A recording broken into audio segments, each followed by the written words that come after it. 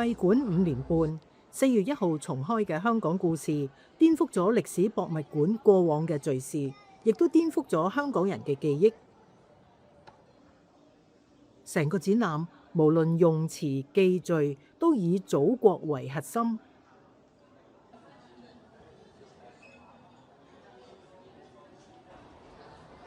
展覽分4大主題，10個單元呈現2800件展品。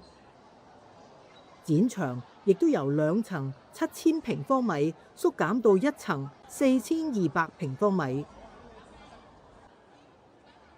殖民地總督場，港英其次不再，香港變成自古以嚟就係中國嘅領土。香港島同九龍被割佔，新界被強租，6·4事件變成春夏之交嘅政治風波，6·7暴動變咗左派用詞反英抗暴。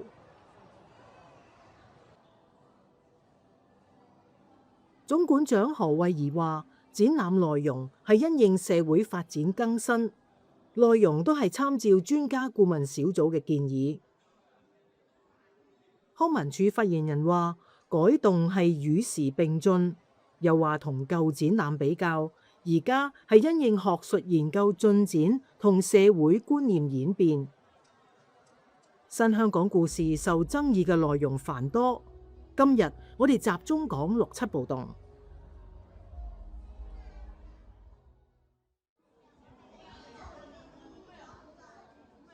館方將1956、1966同19673項性質截然不同嘅事件概括起上嚟。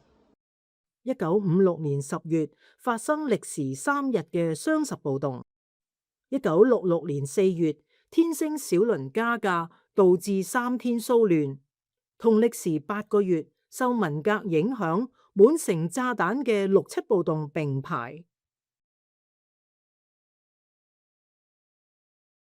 香港故事形容港英政府受衝擊之後，為咗維護佢嘅殖民管治，開始調整管治策略，推行社會改革措施，緩和民間不滿情緒。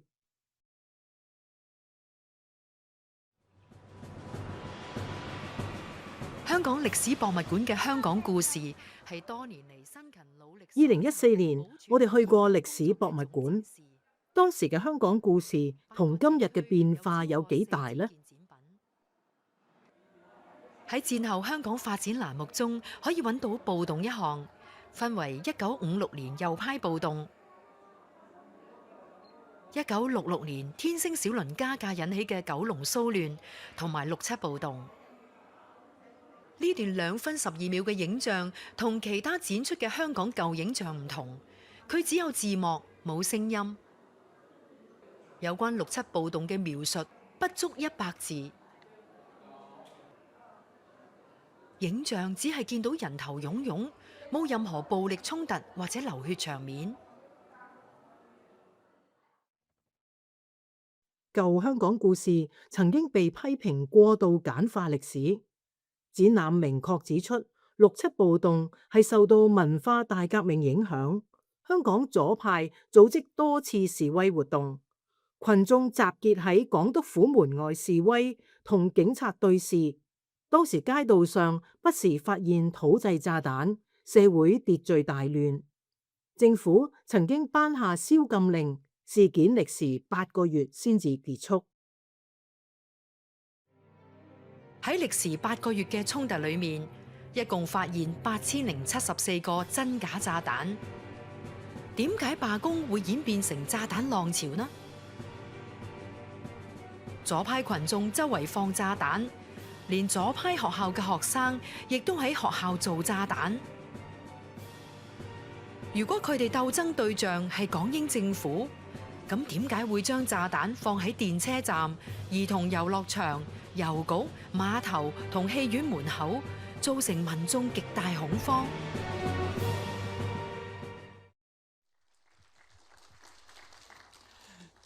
今日係難得嘅香港歷史研究超級學者二流一丁嘅同台共演，歡迎在場嘅傳媒朋友以及觀眾一齊找緊呢個歷史嘅重要時刻。國有史，地有志。香港志集資7.8億港元，2019年由董建華嘅團結香港基金牽頭，名譽贊助人係特首林鄭月娥、中聯辦主任駱惠寧。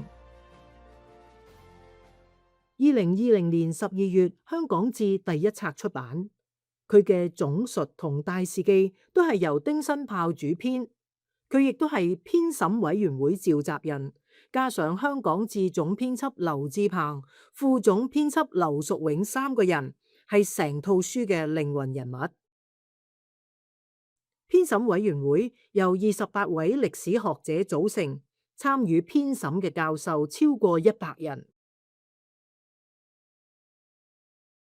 劉淑永2021年1月喺亞洲週刊書發感懷，強調志書並冇迴避歷史敏感問題，亦都盡可能平實加以記述。例如1967年嘅暴動，書入邊就採用咗香港社會通用嘅說法，稱佢係6·7暴動，同時亦都說明左派稱佢係反英抗暴。不過實況係2026年嘅香港故事，6·7暴動已經被反英抗暴取代。展版更加只有一句：示威者同防暴警察喺街頭對視，並冇進一步解釋。使用嘅圖片巧合地同廣州新聞出版界革命聯合委員會1967年11月出版嘅封底相片同標題完全一致。咁究竟香港志係點樣記錄6·7暴動嘅呢？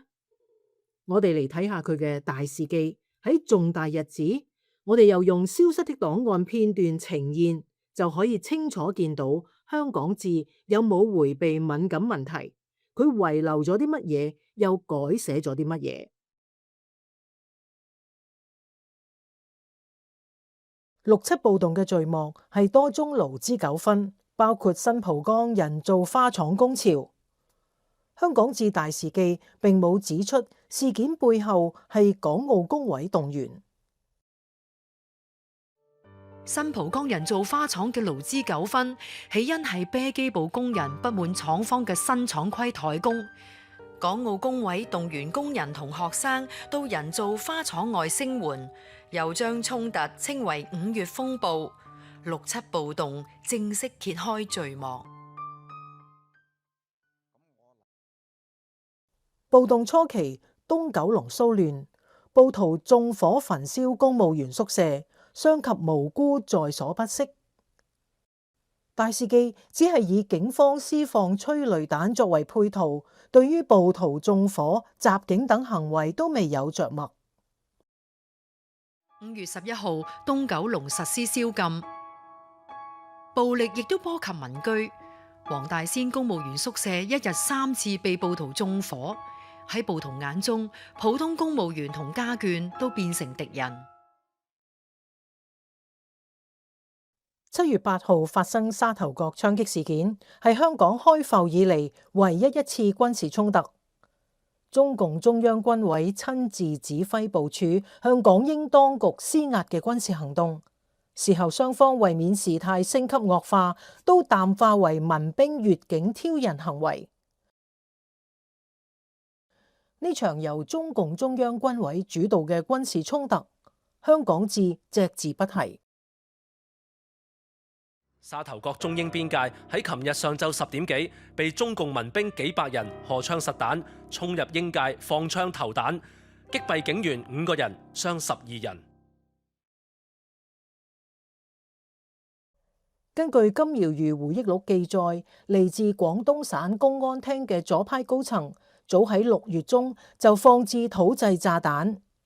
6·7暴動第一個被報道嘅炸彈係7月12號喺大埔鄉事委員會會議室。大事記將港共開始放炸彈嘅日期推遲到7月28號，係配合港共認為暴動原因建基於先震後暴，而唔係先暴後震。香港志配合港共宣傳，不惜改寫歷史。金瑤如回憶錄記載，早喺6月中已經有本來隸屬廣東省公安廳左派高層自製土製炸彈放喺北角電車軌上。7月12日，炸彈浪潮揭開序幕。喺爆破大埔墟七約鄉公所嘅行動裏邊，幾節釀成重大慘案，玻璃窗紛紛碎毀，10幾支光管被震跌地上，鄰近嘅民居都感到屋牆動搖。8月20號，小子弟黃以文同黃兆芬喺北角清華街被放喺家門前嘅強力炸彈炸死。大事記對呢件引起公憤嘅慘案隻字不提。左派暴徒亂放炸彈喺北角清華街炸死兩姐弟，兩姐弟年少無知，走到房車之前執起個鐵罐，即時爆炸。女童右手掌焦爛，肚爆長流，當場炸死街邊。弟弟頸部被炸穿咗幾個窿，暈倒街上。8月24號，商業電台播音員林彬同中弟林光海被左派暴徒攔路縱火燒死，係6·7暴動最血腥、最殘酷嘅暴力事件之一。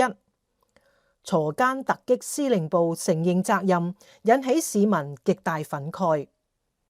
大事記只係以38個字敘述呢宗謀殺案，仲喺最後加上一句：林彬曾經喺廣播中不斷批判左派。呢條消息之前係5名左派報章負責人因為刊登虛構新聞被捕入獄。大事記用林彬慘案3倍篇幅報道，亦都冇提及係左派喺幕後策劃。朝早8點10分，林彬同佢嘅中弟林光海由窩打老道民福道揸私家車，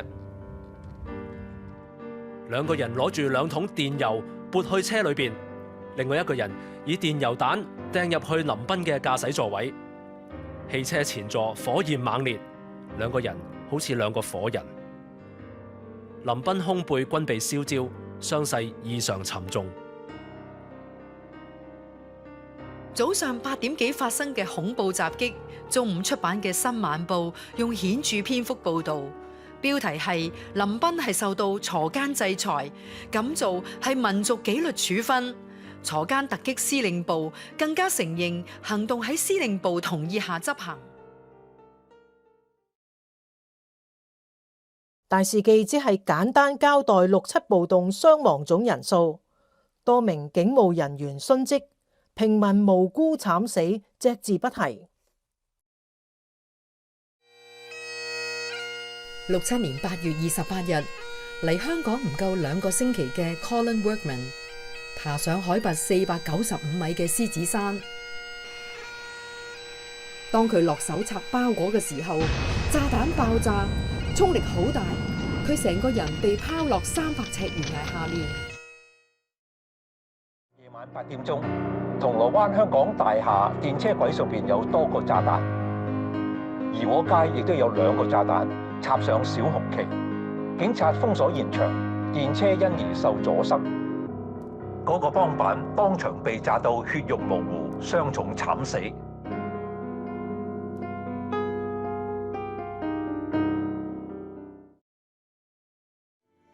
警目葉金又話：杜洪光嘅犧牲非常偉大。如果10多個由樓宇外出嘅市民唔係得到佢及時阻止，爆炸事件將會有更大傷亡。